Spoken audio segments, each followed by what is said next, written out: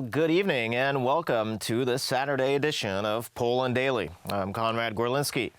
This is the news. Well, this afternoon, the former Prince of Wales was officially proclaimed the new king, King Charles III of the United Kingdom, by the Accession Council. The declaration was read from the balcony of St. James, where the first meeting of the Accession Council has been held since 1952. Tomorrow at noon, the same declaration will be read in the capitals of the rest of the United Kingdom, and that's Edinburgh, Cardiff, and Belfast. During today's celebrations at the Palace of St. James in London, the anthem of Great Britain was sung in a new form. For the text for over 70 years did not contain the words, "God save the King." King Charles III said he would be inspired by his mother's actions to ensure peace and prosperity for the nation. I know that I shall be upheld by the affection and loyalty of the peoples whose sovereign I have been called upon to be, and that in the discharge of these duties, I will be guided by the counsel of their elected parliaments. In all this, I am profoundly encouraged by the constant support of my beloved wife. I take this opportunity to confirm my willingness and intention to continue the tradition of surrendering the hereditary revenues, including the Crown Estate, to my government for the benefit of all, in return for the sovereign grant, which supports my official duties as head of state and head of nation. And in carrying out the heavy task that has been laid upon me, and to which I now dedicate what remains to me of my life, I pray for the guidance and help of Almighty God. The proclamation is a symbolic act because Charles became king at the time of death of Elizabeth II. Yesterday, the newly proclaimed king of the United Kingdom of Great Britain and Northern Ireland delivered his first message to the people after taking the throne. The monarch made a declaration in which he assured that he would take care of the comfort and well-being of his subjects with full dedication. In his speech, he also mentioned his mother, Queen Elizabeth II. Throughout her life, Her Majesty the Queen, my beloved mother, was an inspiration, an example to me and to all my family. And we owe her the most heartfelt debt any family could owe to their mother, for her love, affection, guidance, understanding, and example. At the moment, the public has not been informed when the solemn coronation of Charles III will take place. The succession to the throne of Great Britain is hereditary, and the process of taking the throne is detailed in state documents. After Charles III comes to the throne of Great Britain, there will be changes in everyday life of the British. The anthem, badges, and uniforms will be updated, and the image of the new monarch will appear on the British pound. It is no secret that the protocol related to the funeral has been prepared for a very long time.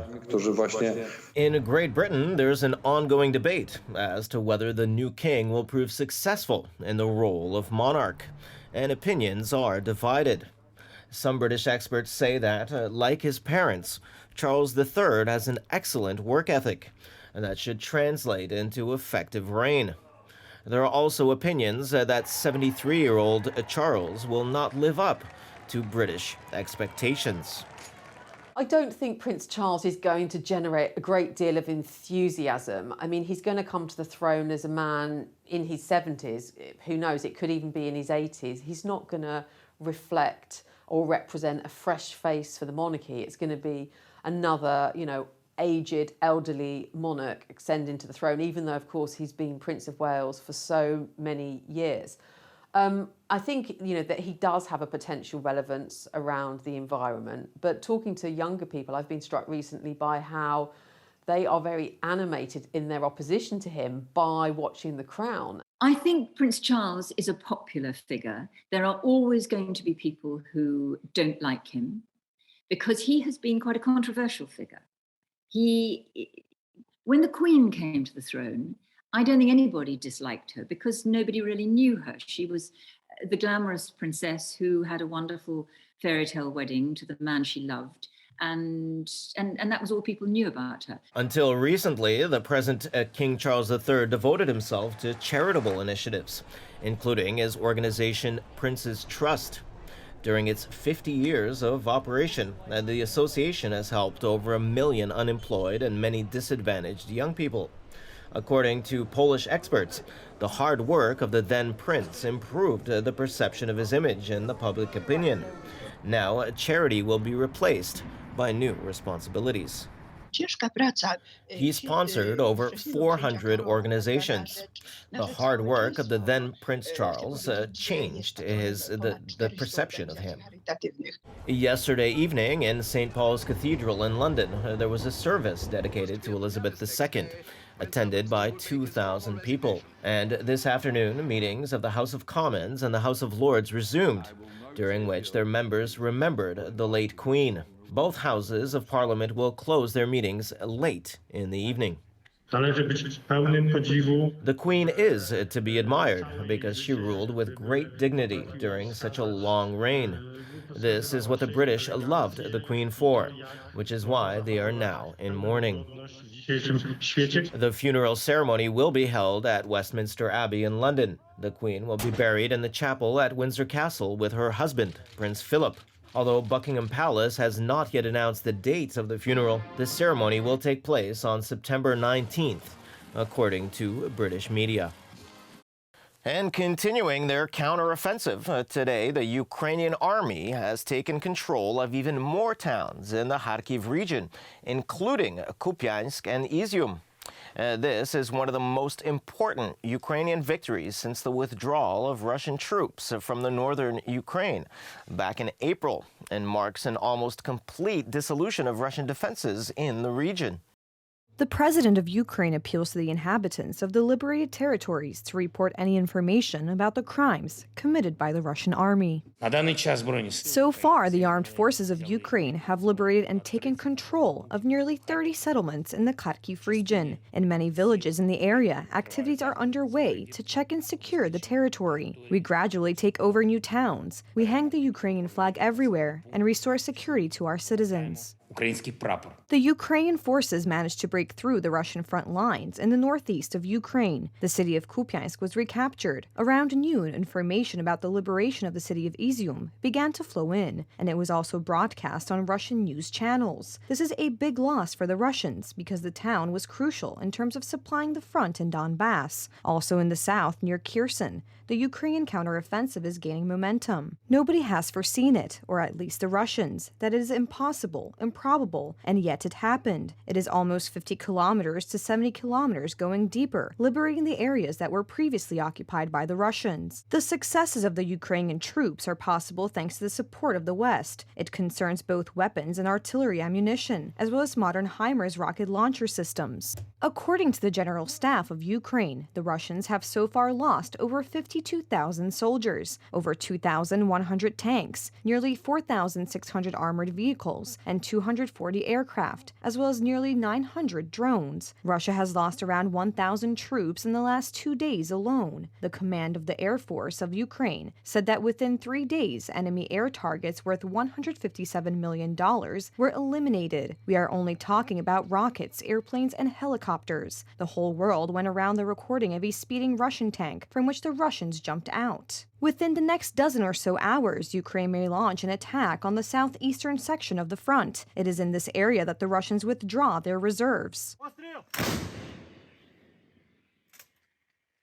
Meanwhile, Russia continues to fire missiles on military, industrial, and civilian infrastructure. Kharkiv was under heavy fire. Missiles hit a kindergarten, among others. There are people injured, including 3 children. On the other hand, for the inhabitants of Mykolaiv in the south of Ukraine, last night was peaceful for the first time in many weeks. In turn, the International Atomic Energy Agency calls for an immediate end to shelling in the Zaporizhzhia nuclear power plant area. There is no electricity, no running water, or sewage system in the town. This is the only way to ensure that we are not faced with a nuclear accident. Kremlin spokesman Dmitry Peskov did not want to comment on the information about the Ukrainian counteroffensive, which this time was not ignored by the propaganda media. Vladimir Putin called an urgent meeting of the Security Council in Moscow. One of the reasons is the success of the Ukrainian counteroffensive in the Kharkiv region, to which Russia has sent additional troops in recent hours. As for the course of the special military operation, this is a question for my colleague, official representative of the Russian Ministry of Defense,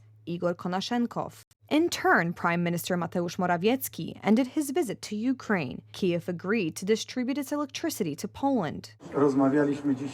We talked today about organizing a special hub for repairing military equipment, as well as for training. Together with our German, Dutch, Ukrainian partners, we will build such a hub in Poland, where Polish companies will also repair equipment. We'll make money on it, so that everyone will be properly appreciated in this cooperation. According to the assessment of the World Bank, the European Commission, and the Ukrainian government, repairing the damage caused by the invasion of Russia will cost nearly $350 billion. And in a week's time, on the 17th of September, the new waterway connecting the Vistula Lagoon with the Gulf of Gdańsk will be opened. A day later, on the 18th of September, the canal will be open to private vessels. Thanks to the Vistula Spit rediversion, Poland is gaining a sovereign passage from the lagoon to the Baltic Sea, independent of Russia. We're basically prepared for this on the symbolic date of September 17th to start the sluicing, where the first vessels will be prepared, and then already start regular shipping. Although sailing will still be limited, because the whole thing, the investment, so the deepening of the Vistula Lagoon, the modernization of the Elbląg River to the port of Elbląg, will not be completed until next year, or at least the construction of the dredger, because this is also planned in order to maintain this shipping lane. Therefore, the whole thing will be completed next year, while there will already be open sluicing and free access to the Baltic. For us, it's extremely important today to acquire all possible port capacity. This port fits perfectly when it comes to securing large ports, namely Gdańsk and Gdynia, and is a port that is typically regional. So the Baltic Sea, the North Sea, or the Mediterranean operating in the area of these seas where, for example, about 700 vessels arrive at the port of Gdańsk annually. They'll be able to enter the port of Elbląg in comfort. And we want to create an offer there for customers who can't necessarily afford large ports today, because the fees there are quite high and the volume is much larger. That must be transported. And finally, back to London. Earlier today, locals living near Balmoral Castle said Britain's new monarch, King Charles, has big boots to fill following the death of his mother, Queen Elizabeth II. I think he'll do well. I think he'll have a wee bit. He's got very big boots to fill. I think he'll do really well. He's very popular around here. He comes here a lot. He's already got a big connection with all the villages around here. Residents in the villages of Bilateral and Braemar mourned the loss of the Queen, who spent many summers in nearby Balmoral Castle, her Scottish home where she died on Thursday. The whole village is just devastated, really. We knew it was going to come, but I think the suddenness has just overwhelmed us, really, yes. And I think I spent all day yesterday watching the television, and it was just heartbreaking, really. So I feel for the King and Camilla and all the royal family. To have her just visiting every summer and the family is absolutely wonderful. I think we're shocked that she left us so quickly, but it will be. It's a very special time, and to have so many visitors to come and pay their respects it's wonderful. Really, really, very, very special. The Queen's body is expected to be transported from Balmoral Castle to Edinburgh tomorrow. Elizabeth's death at the castle triggered huge international interest in the area. I think it's nice that the rest of the world are almost as affected as we are. It's nice to see that they are, thinking about it. President Macron in France, I saw his speech.